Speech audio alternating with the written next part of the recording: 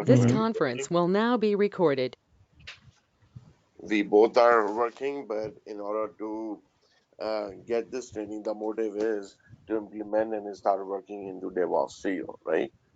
Though is kind of like an ocean, but um, the basic core is to get the understanding of how to build the environment in AWS and how we can at least not configuration perspective to touch base every point and get the Mm-hmm. handouts and get the inside out of the CI, CD, and continuous even testing, right? So continuation and Yeah. how to create the pipelines, right? Mm-hmm. How to configuration and how to deploy the code into the multiple layers into the environment. Mm-hmm. Yeah. Yeah. Because this is the core methodology is replacing laws of release management, chain management, you know, Yeah. infrastructure, Yeah. Right. Right. and all. Yes. Yes. Yes. Yes. Right. Right. Right. That's true. Yeah. Okay. So what we'll do is Like, sorry, and when we connected, you advised me that um, in 45, 50 classes, we are only focusing on one cloud, which is fine to us. And I think the biggest market share of cloud is AWS. And if we yes. decide to Yes. choose to get the practice on this one, we are okay. Mm-hmm. We can take this forward, right? Because it will, if Yes. it's Yes. too many cloud, it will be too much complication, right?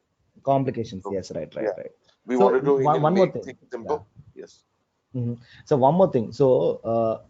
Like, see, whether you go with the Azure or whether you go with the Google Cloud Platform or AWS, okay, the way you look at the you and the way you create, it makes a difference. But actual scenario, okay, now how do you deal the servers? Okay, when you go to the Azure or Amazon, everything remains same. Okay, the only way is the create how you create the servers, the way of creationing is different, but the core concept remains same in every cloud. Okay, so Correct. once you got the AWS, so you should be able to start working on Azure or Google Cloud. It remains same, so that doesn't much difference. Okay, Okay. so I don't think you will face that kind of. So what you can do, you can start creating an Azure account by your own yourself. Okay, so they're also going to provide a free account with some credits they're going to give it. So once you are familiar with Amazon, you can just go ahead and create, and you can just do some uh, around. Okay, so just take it out how the things works over there. Okay, so you can just verify in the same thing, same way. Okay, so I have a question, Gopal. As we continuing the class each day, how I Mhm. will get the hands-on training? I mean, you guys provide any access or subscription so I can go and how how I'm gonna build the lab and start doing it Yeah. on my own? So first thing today, what I'll do is I'll just tell you how can you create an free AWS account. Okay. So that what you can do, you can just sign up yourself and you can start building the infrastructure in the AWS. You can start doing that. So I'll just tell you how you need to use an AWS account. Okay, so what are the services gonna provide by AWS under the free account? Okay, so how you need to deal with that, so everything I'm gonna show you. So just follow my steps, and the same thing you can do a practice from your end.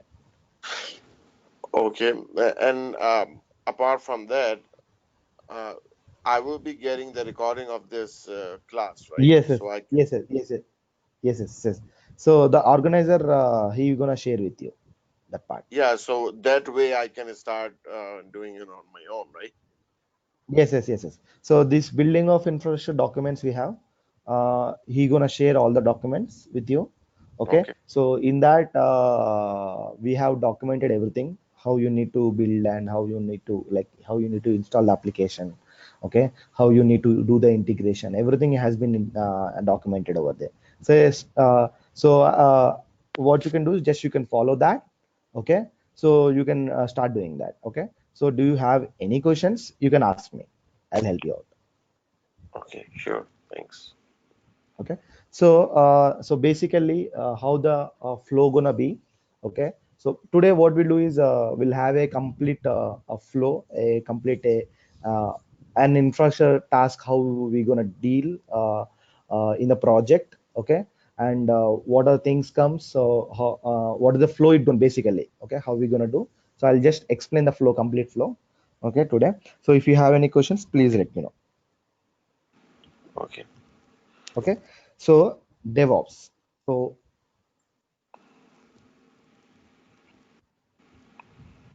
So basically, what DevOps need to do. So what they do basically DevOps. So DevOps is a team which they try to automate all the infrastructure tasks, whatever they have, right? So now, like so, when you got a project, first thing what you have to do. Okay, what is the basic thing we do? So basically, we build the infra, right? So we build the infrastructure. So for building the infrastructure, what we are trying to do, so we are choosing something called AWS, Amazon Web Services. So in Amazon Web Services, using what all services you can build an infra, right? So first thing you require a VPC, virtual private cloud, where you build all your networking stuff, like creating your complete network range. Under that, you create your subnets, right? So under that, when you create your own VPC, and under that you create your own subnet. By defaultly, you're gonna get the private subnets, right? So by creating the route tables, okay. So route tables, what we do is we convert our any one of the private subnet into public subnet to create our web servers in that. Okay. So we create route tables in the VPC level, and what we sure is we convert any of our subnets into the public subnets. That's what we're gonna do. Okay. So once we done that, okay. So once we gonna do that, so what is the next thing we do? So basically, complete infrastructure, complete networking stuff, we're gonna see in the VPC level. So how you need to create the internet gateways, and how you need to create and how you need to integrate your internet gateways, or NAT how you create your NAT instances, and how you attach to your subnets in the route table, how you route it completely traffic, how you make your environment more secure. Okay, all those things we're gonna see under the VPC section. Okay, so once we done using that VPC, so the next thing what we do is we gonna use something called EC2, Elastic Cloud Compute. On that, we gonna create our servers. Okay, all the servers creations we're gonna see under, like how you create servers, how you create your own images. Okay, so how you build our operating images, and then how you create your volumes, snapshots, and how you create your auto scaling group. Okay, and Gopal, how you sorry, deal. I have a Yeah. question. Yes. Yeah. Which OS we are going to use in order to create an infrastructure? So it's up to us, it's in our hand. Okay, okay, so in my training I gonna choose Red Hat. Okay. Yes. Red Hat or Ubuntu, depends upon the application I use. Whatever the application supports, I gonna use that particular operating system. But like 90% Red Hat, 10% Ubuntu. Ubuntu. Okay. So Okay, I or think maybe 50-50%, maybe but we'll go with 50-50%. we need your assistant on Red Hat and Ubuntu because I am more on Windows side, right? Yeah, so what we do before starting this, we're gonna start with the shell script. Okay, we're going to start with the shell script. First thing, how to write the shell script. And first of all, we're going to start with the shell script, how to write the shell script, how to execute the shell script, how to execute your basic Linux commands, how you need to log into how you log into an Linux box using the PuTTY software, and how you authenticate Linux box, how do you execute your commands, how you compare with the Windows versus Linux when you're working, all those things. First we're going to start with this shell. Okay, because as you said, you are from Windows background, right? So let's start with the Linux. Okay. Sorry to interrupt you. Hey, Gopal, this is Dinesh. Yeah, yes, Dinesh. I have a question. Like whatever you were saying, BPC subnet routables and EC2 servers and imaging and all. So everything will be like we will be Doing doing on practically. AWS, right? Right. Okay, Yes. okay, yeah, okay, fine. Everything, whatever I show you on my screen, Mm-hmm. everything I'm gonna do practically. Okay. Okay, Each okay. and each and every session I'll be showing you, and Mm-hmm. after that I'll be giving a document to you Okay, and recording sessions. Okay. okay, So use the recording sessions, use the document, and you practice your end again. The same things. okay. And within the that AWS subscription, which is free, that and we are going to. So Exactly. how AWS subscription will allow me to use Linux, right? That See, Amazon gonna provide around 7 or 8 operating system free images for you. Okay, okay. so they're gonna provide Ubuntu, Windows, Fedora, and Red Hat, Amazon Red Hats. Okay, so almost most of the huge operating systems you will get for free. Don't Okay, worry about the operating systems. Okay, so what, like, to build an infrastructure knowledge, all the services Amazon is going to provide free. And in EC2, okay, so they're going to provide 750 free hours for you per month. Remember, okay, okay, that is Oh, these are very per month, large amount. Yeah, per month. and those Okay, are every free one. month. Yeah, those are free. I'll go through that. Okay, when we go into the practical, I'll just show you how each and every service is gonna which is a paid one, which is a free service, at what level at free. No, and one more thing, on EC2 you can create only micro instances, not more than that. Remember, that will be only T2 micro instances are free in Amazon for us, with one CPU and 1 GB of RAM. Okay, with 750 hours per month, it's gonna be. Okay, so other than T2 micro, you should not create other servers. Okay, so after EC2, we're gonna see about S3, who you need to deal your with S3 bucket, all those things. Okay, after that, we're gonna deal with our this part, What IAM, is S3 identity stand for? access man.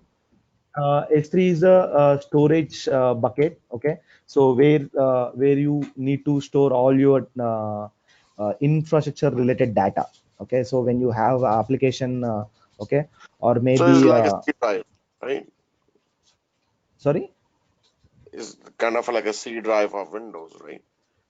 Yeah, exactly. It's like a drive on a server, but it's on the storage end where you have a there is unlimited storage which is provided by the Amazon, which you can store all your like you can store any kind of data, photos, videos, documents, or any application, our application related softwares, log files, anything it can be stored. So instead of storing on the server level, what we do is we store on the S3 bucket. S3. Okay. Okay, so that's afterwards IAM, identity access management. So here we're going to see how you deal with your access related things. Okay, so how you related access related in Amazon, how you need to give access to other people, how you deal with the access things, all those things we're going to deal in the IAM. And next thing, after IAM, we're going to see about RDS. RDS is a relational database instances where you create your database instances. Okay, so all your database instances, Redshift or MongoDB or MySQL, PostgreSQL, okay, MSSQL, all the databases where you do is we're gonna create in the RDS, relational database instances. Okay, and any kind of so database we can install there, right? the what are the services which is provided by the Amazon? Only we have to use that. Okay, okay, Okay, so there are some around that's what I'm saying: MongoDB, Redshift, MySQL, PostgreSQL. So most of the used databases are provided by the in the RDS, so we can okay. So use that. yeah, by any chance, like it allows us to install SQL Server Yes. So you have yeah? an option seek for SQL as well. You have an Okay, option there. okay. That's cool. Yeah. Okay, so you have an option for SQL as well. You can go ahead and you can install that as well here. Okay. Okay, yeah.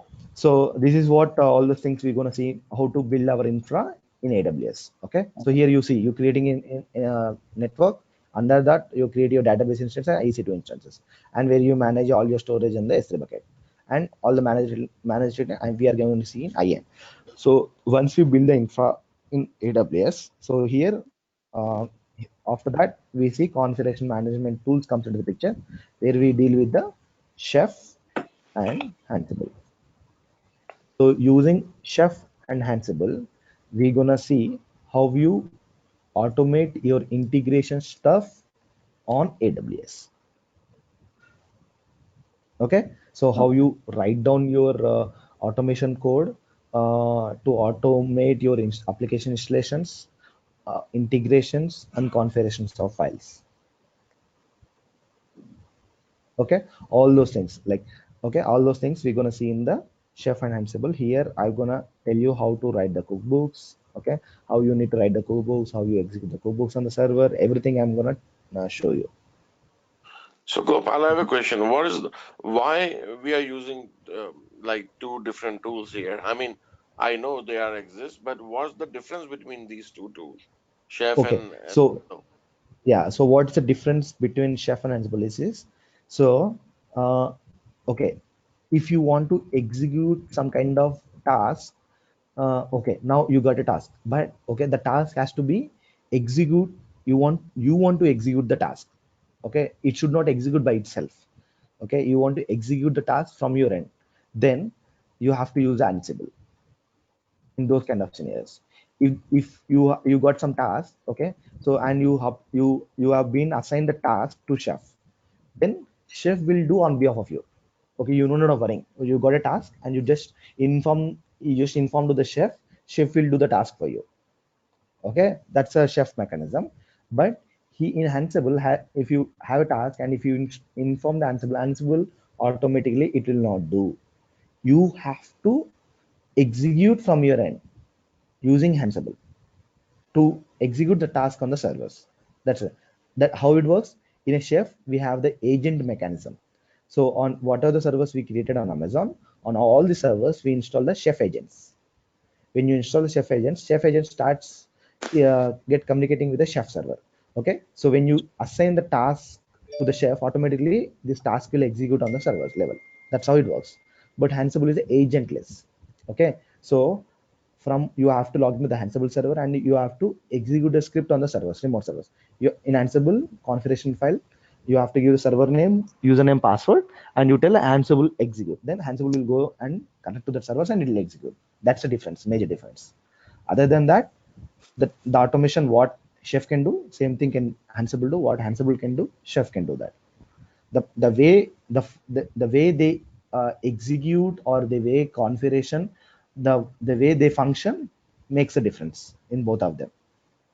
So so few pretty clients much may ask, both our tools are the one has been used for configuration and integration management. the tool. Yes, yes, However, yeah, in Chef, you are saying it because the servers that we will be creating has the agent, the Chef agent, right? So both yes, yes, it can execute automatically, right? yes, Whereas yes, in right. Ansible, you had to execute manually, like assign it. Yes, yes, yes, right, right. That's the difference. So all the difference, how you do that, we're gonna say practically, and we're gonna write our code as well here. Okay. Next is Git. How you deal with your Git, how you upload your code, how you upload your source code. Like this is a source code repository where you store all your infrastructure code. So what are the cloud formation templates? Are like we gonna okay. In between, you're gonna see Terraform templates as well. So Terraform is nothing but here using Terraform. So whatever the things we have done on AWS manually, the same thing I'm going to write some templates, automation templates, and execute on AWS. Okay. So like whenever we write our Terraform templates, when we write a Chef code or Ansible code, all those code where you have to store in your project, the place where on Git.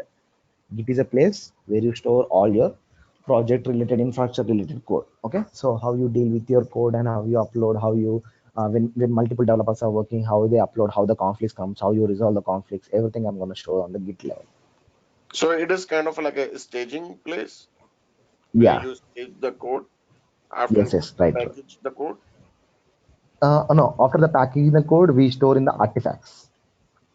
So that we say as we can, for storing our after packaging, we store our artifacts in the S3 bucket, or few people might use something called Nexus or JFrog Artifactory. So I JFrog, want to know Nexus. what is Git being used for, this repository.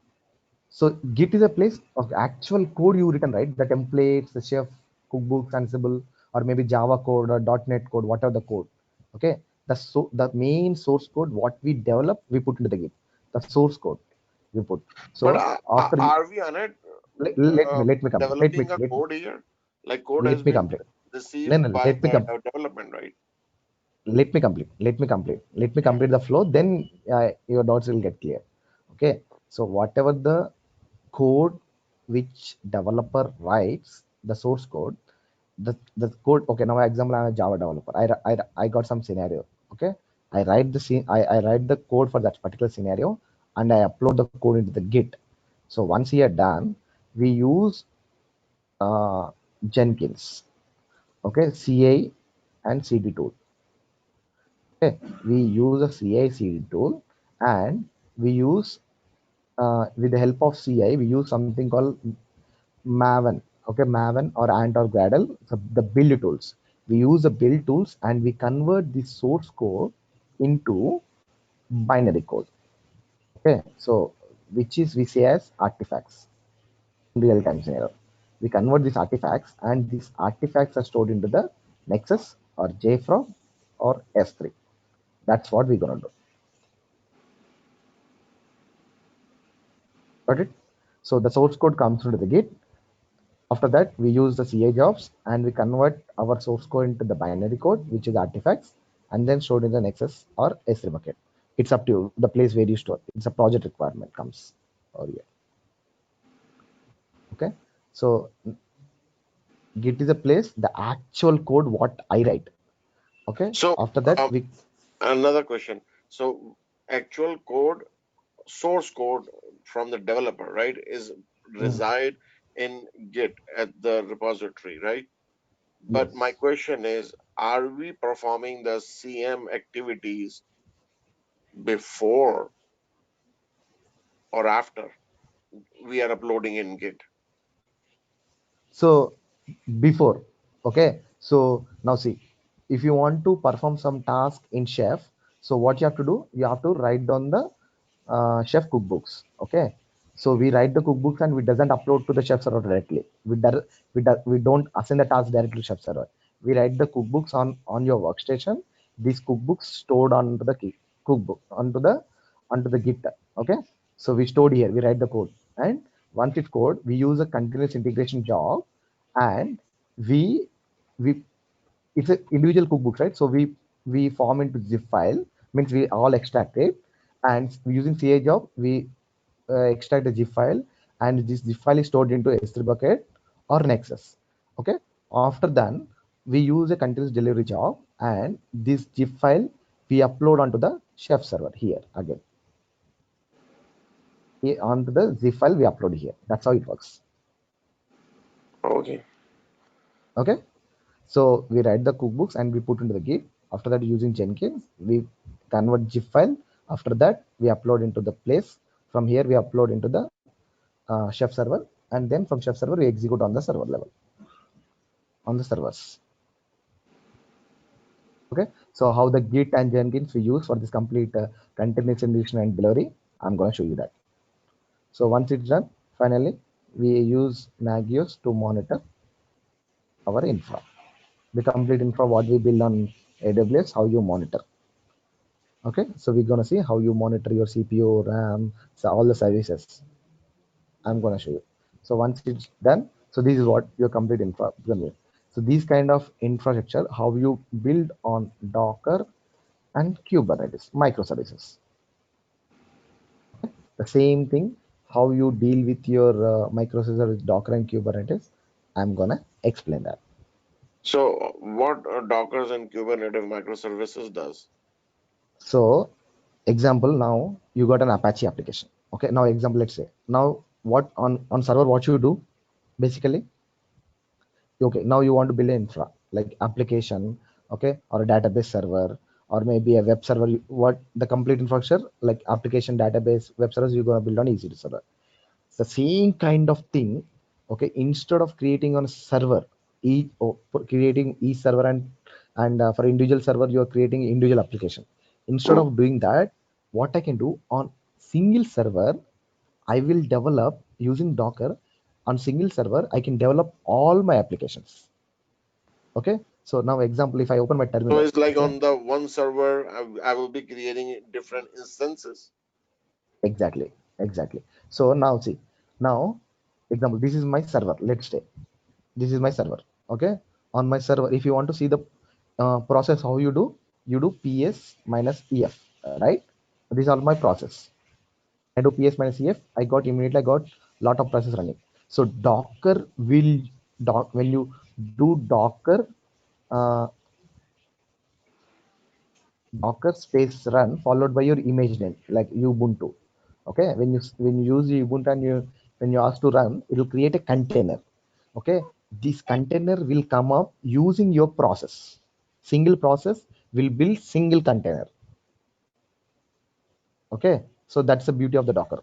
Okay, it will use a single process to build your single container. So until so while creating the Docker instances, what we do is in the Docker files we defined our how much CPU and RAM it has to use to build its resource, means to bring the container, how much CPU and RAM you require. So until if your server has that much CPU or RAM, enough CPU and RAM, then it uses that and it comes up Docker.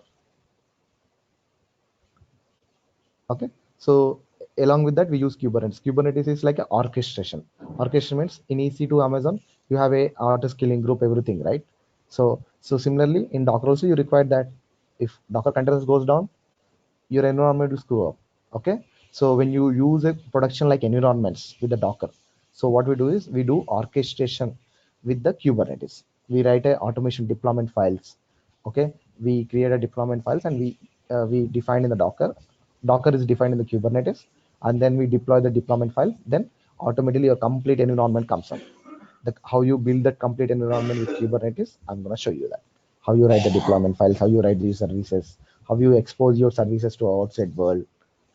Okay, when you deploy an application on Docker level, all those things I'm going to show you.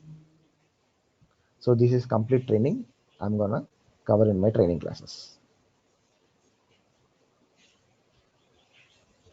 Clear? Yeah, thanks, Gopal. So can we begin? I mean, you have, can you show us? I Uh, mean, no, actually, I wasn't traveling. So actually, that's the reason I arranged a 30 minutes call today. So we're going to start from the Thursday, your Thursday. oh, Thursday, my, same. Yeah, yeah. you are starting from your Friday, that means, right? Yeah, Friday. Exactly. So, but then if you start on Friday, then we have no class on Saturday, Sunday, right? No. I will take it. I will take it because I haven't taken these days, right? So I'll take Saturday, Sunday if you are free, if both are available. Yes, we are available, but Then okay, yeah, catch okay, up then. that's fine. It I'm works ready. for you. Okay. Fajan, it works for you, Bec- right? Yeah, I mean, yeah, we'll go. yeah, because I have a client visit this week, so that's the reason I have traveled to Bangalore. Oh, you Okay. have traveling. Okay, all Yeah, right. yes, that's it. And So from the Friday I'll be entire, available. okay, Gopal, one question, like Yeah. the entire syllabus which you showed us, okay. So Mm. everything you are going to complete in 45 classes, right? No, it may take 45 hours. Sometimes Okay. it may go to 50 as well. So it's Okay. not a fixed 45. It may go to Okay. 50 as well. Oh, okay. So, but mostly I'll try to complete in 45. Okay. Okay. So whatever I show you, everything have been documented. I'll provide you the Mhm. documents for everything. Okay. Okay. So, Gopal, would you mind? I mean, what you have been doing? are you associated with DevOps since a long time? I mean, Yes, yes. what you are up to? So I use so many tools in my career. So here, these are the most used tools right now in the environments. Okay, the most flexible and more easy to use and more what I can say more the more powerful tools. Whatever I show you here, these are what I've been covering in this section. Okay. Okay, so we'll go through that on that. Okay, so from Friday I'll just at what level what all competitors tools against for this everything I'll explain you. No, Okay, I'm all so okay with that. Thank you so much for this synopsis. Even if we start this and absorb this in within 45 to 50 classes, and there will yeah, be I think, a good start. As you're saying, these are very latest and up to the market, right? So, and once you yes, get yes, good hands-on And on these, yes, then yes, it yes, yes, will be beneficial, I believe. yeah, yeah, right.